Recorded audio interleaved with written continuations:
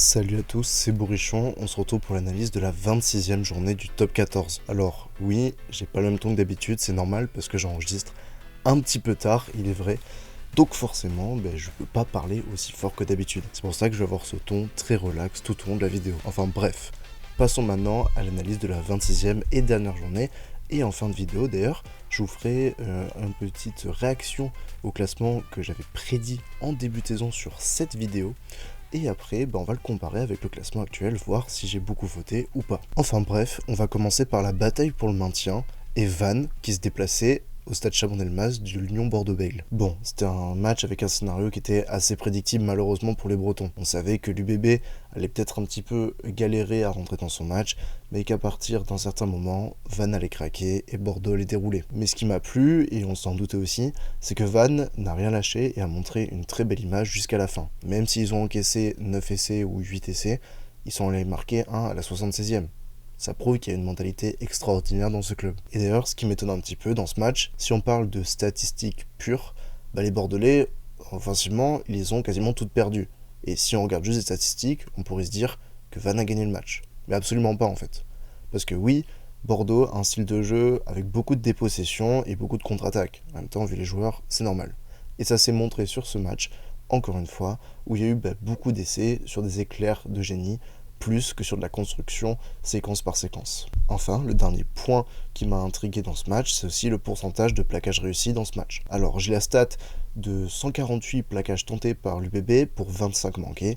Je sais pas exactement combien ça fait parce que je suis hyper nul en maths, je connais même pas la formule, donc vous allez me le dire en commentaire, mais je pense que c'est un très bon ratio. Enfin, bref, passons maintenant à Perpignan qui recevait le Stade Toulousain. Entre les deux mi-temps de l'USAP, c'était le jour et la nuit. D'abord une première mi-temps où il souffre, on a l'impression que le Stade Toulousain joue un petit peu comme il l'entend, ils ont une certaine maîtrise sur ce match. Ça va trop vite et l'USAP souffre. En plus, en mêlée, ils sont pas bons.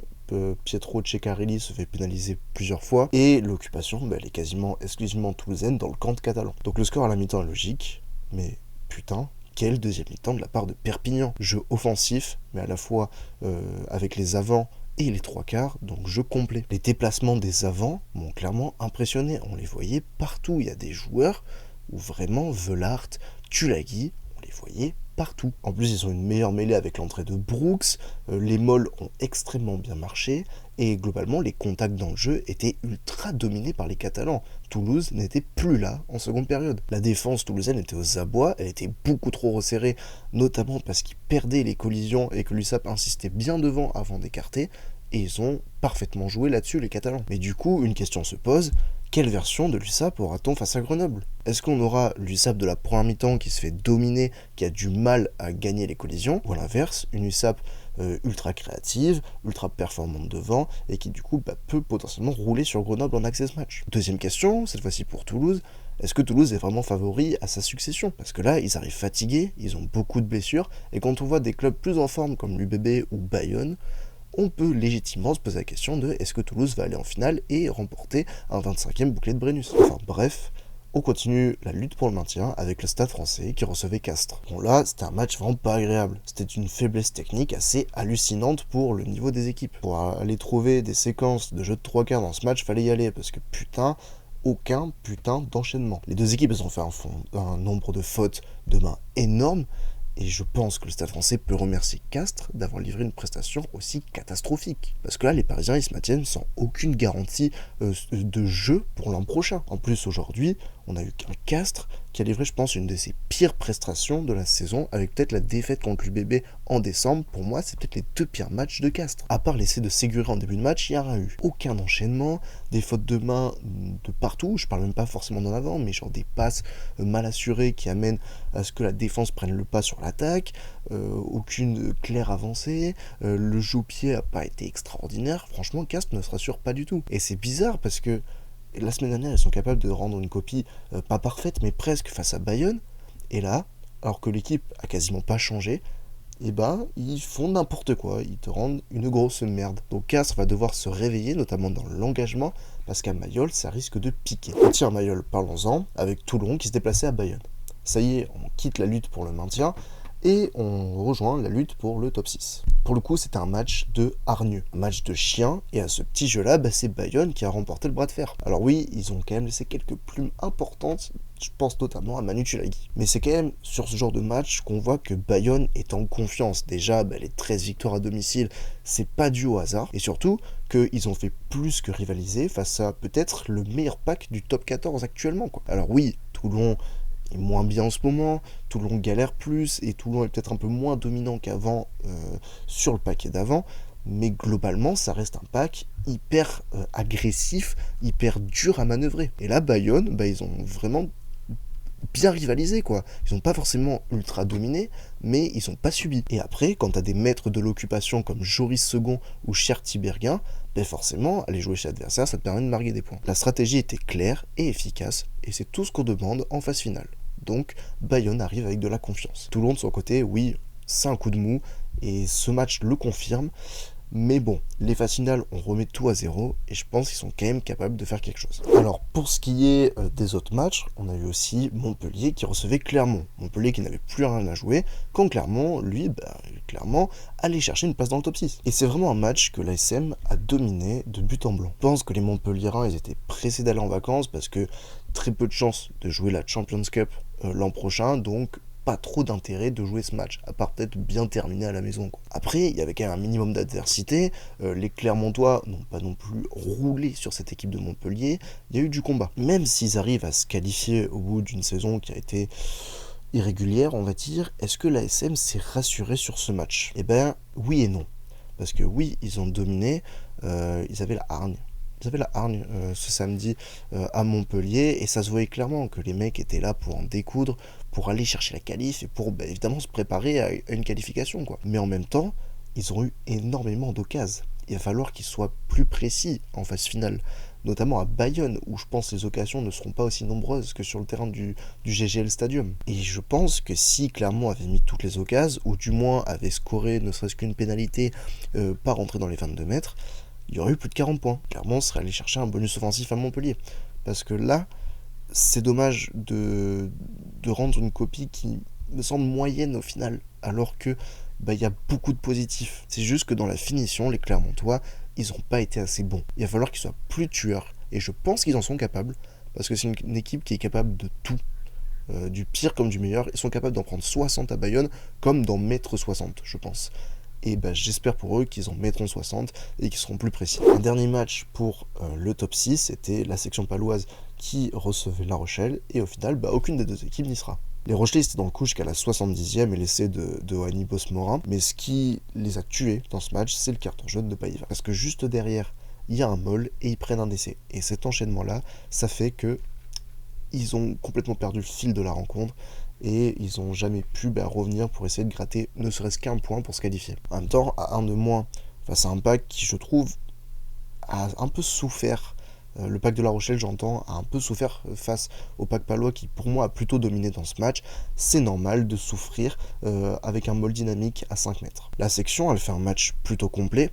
Elle a eu une bonne défense de ligne, j'ai trouvé, on connaît le pack de La Rochelle, un pack très solide, surtout ces dernières semaines. Et quand ils ont encaissé des points, les Palois, en fait, j'avais l'impression que c'était juste logique.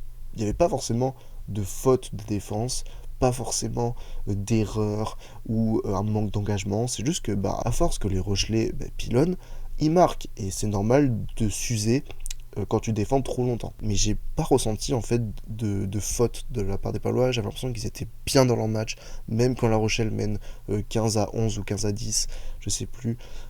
Pour moi, les Palois vont se la chercher tout seuls, parce que ils ont les ressources maintenant, ils savent jouer derrière, mais ils savent aussi jouer devant, ils l'ont prouvé. Et là maintenant, c'est direction la Champions Cup et une nouvelle saison où j'espère pour eux, l'année prochaine, ils rentreront enfin dans le top 6, parce que je pense que cette équipe le mérite. Et enfin, le dernier match, c'est un match qui comptait pour rien, vu qu'aucune des deux équipes ne pouvait se qualifier ni pour le top 6, ni pour la Champions Cup, et les équipes étaient maintenues. Donc c'était Lyon Racing. Mais du coup, les joueurs le savaient, qu'il y avait quasiment plus rien à jouer, et donc ils ont pris du plaisir. C'était un match hyper ouvert, on avait eu des beaux jeux techniques, pas forcément de rigueur en défense, mais en même temps on n'attendait pas ça d'un dernier match de la saison. Mais je pense quand même que le Loup, avec un 19-0 au départ, aurait dû assurer une victoire à domicile. Ils ne le font pas, parce que le Racing est très bien revenu dans la rencontre et que je pense que le Loup, comme ils avaient plus grand chose à jouer, ils se sont un peu laissés aller. Et c'est dommage pour cette équipe de Lyon de terminer au final la saison avec, je crois, 3 défaites ou 4 défaites d'affilée, parce qu'il y avait la place de bien terminer avant de reconstruire un effectif pour la saison prochaine. Le Racing, quant à lui, il termine sur une bonne note, avec notamment Chavancy, une très belle image à la fin, et avec sa pénalité de la gagnant, parce qu'ils avaient déjà gagné, mais en tout cas la dernière pénalité qui clôt la rencontre. On passe maintenant au top et au flop. En top, j'ai commencé par Cherty Berguin. Alors je trouve pas qu'il fait un match exceptionnel non plus, il fait un match correct, un match bon même, mais je le mets surtout pour son retour défensif sur Wayne Nicolo, qui est juste un cas d'école, c'est un retour magnifique. Et je vais continuer avec Louis Bielbiarré, l'ailier de l'Union Bordeaux-Bègles. Simplement parce qu'il perd dangereux en attaque, 2 essais, il termine meilleur marqueur de la phase régulière de top 14. Et surtout, ce qui m'a impressionné, c'est qu'il s'est vraiment amélioré sur les ballons hauts. On l'a vu récupérer plusieurs chandelles, que ce soit des chandelles de Vannes ou ses propres chandelles qui allaient chercher avec de la vitesse. Donc là-dessus, très bon point. Et enfin, le dernier top, il est corrélé avec le flop dont je vais parler juste après, c'est Pozzolo Tulagi. Il a été hyper important dans les contacts et ça peu importe dans la zone du terrain, mais d'autant plus dans les 5 mètres toulousains, où il marque notamment un essai en début de match, et franchement il a été très pénible à plaquer. Et surtout je trouve qu'il a remporté son duel face à Mani Meafou, parce que oui, Meafou pour moi c'est le premier flop de ce week-end. En ce moment ça se voit qu'il est moins bien. Je repense à sa demi-finale de Champions Cup à Bordeaux où il n'avait pas été très bon, il avait perdu beaucoup de ballons en contact. Là encore, il a perdu beaucoup de ballons en contact et on a du mal à voir le Meafou qu'on connaît, à savoir un mangeur d'enfants. Après, il a peut-être aussi besoin de souffler parce qu'entre l'équipe de France et les saisons à rallonge du Stade Toulousain, forcément, au bout d'un moment, ça use. Le deuxième flop, c'est Cobus Reinhardt. Je trouve qu'il manque sa sortie avec Montpellier parce qu'il fait pas un bon match. Il a été invisible dans l'animation et après, c'est lui qui se fait contrer notamment sur l'essai de Thomas Seit. Pas une belle sortie. Et enfin, le dernier flop, c'est Astoy, parce qu'il a été très fébrile dans un peu tous les domaines.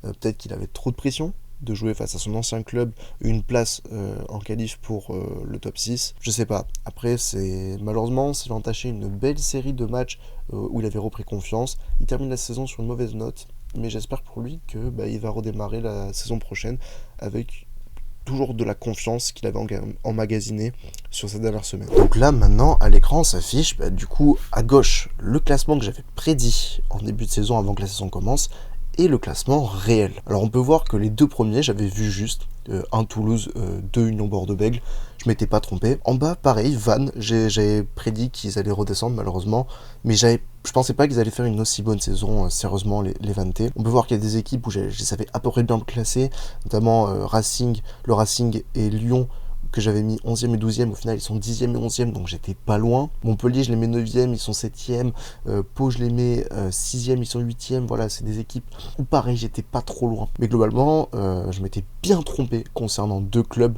notamment à savoir Bayonne que j'avais mis 13e, il termine 4e, Clermont que j'avais mis 10e, il termine 5e. Donc voilà, on va dire que j'ai fait quelques dingueries. J'ai déjà fait mieux que l'an dernier, parce que l'an dernier j'avais que 2 clubs où j'avais réussi à prédire leur classement final, à savoir Perpignan et Lyon.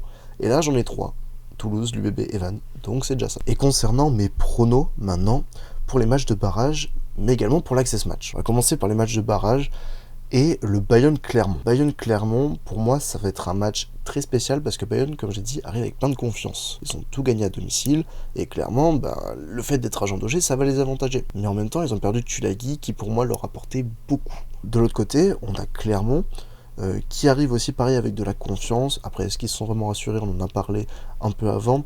Mais globalement, Clermont est sur une bonne dynamique. 4 victoires sur les 5 derniers matchs. Et je pense que la bande à Christophe Furios va venir faire un coup à Bayonne et Cissé en demi-finale face à Toulouse. Parce que j'ai peur que Bayonne craque sous la pression. En fait, la pression d'une première qualification en phase finale face à Clermont qui a mine de rien un club qui a de l'expérience. Ça faisait longtemps, mais ils ont de l'expérience en phase finale.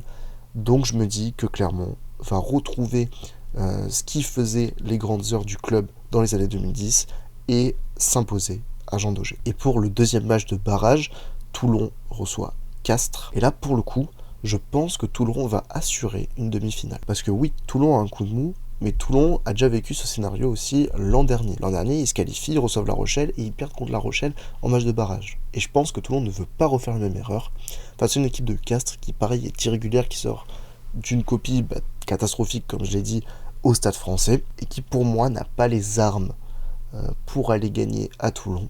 Après, je pense que ça va être néanmoins un match très serré, et on sait jamais avec Castres, on l'a bien vu en 2018, 6ème, et ils finissent champions. Je vais dire Toulon, mais ça va être serré. Et enfin, l'access match, Grenoble reçoit Perpignan, et pour moi, je pense que Perpignan va une nouvelle fois battre Grenoble en access match. Grenoble, malheureusement, la finale, à mon avis, a laissé beaucoup de traces mentalement, et ce qui se passe depuis 3 saisons maintenant. Alors que Perpignan, quand on voit ce qu'ils ont fait contre Toulouse, s'ils répètent les mêmes efforts, ça va payer. Enfin bref, cette vidéo, cette ultime analyse du top 14 pour la saison régulière est à présent terminée. Si cette vidéo vous a plu, n'hésitez pas à vous abonner, à mettre la cloche, à m'écrire un commentaire et à mettre un like, c'est des petits gestes qui m'aident énormément. On se retrouve la semaine prochaine pour l'analyse des barrages. C'était Bourrichon. Ciao ciao.